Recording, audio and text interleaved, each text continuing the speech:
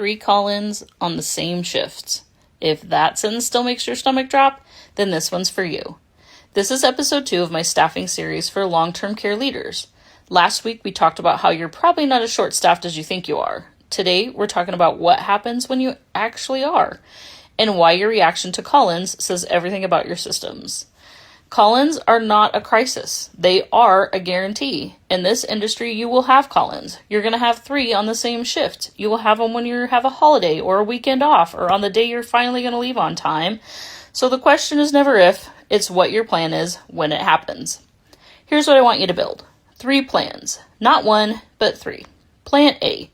Who do you call first? Who's your go-to? Have a list. Keep it current. Know who picks up, who doesn't, and who you can actually count on.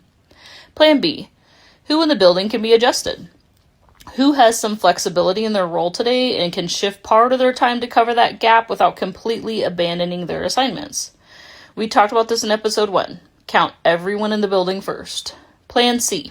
What is your absolute minimum coverage and how do you get there without panicking? You need to know that number before you need it, because if you're in the middle of a crisis, that's not the time to figure it out. When you have all 3 plans ready, a call-in becomes just a regular Tuesday. You stop making desperate decisions, you stop throwing overtime at a problem that preparation could have solved, and you stop being shocked. And to be honest with you, building this takes some time up front. You have to know your staff, know your coverage minimums, know who can work legally and who can do what. But you do that work once and it pays you back every single time someone calls in at 5 a.m.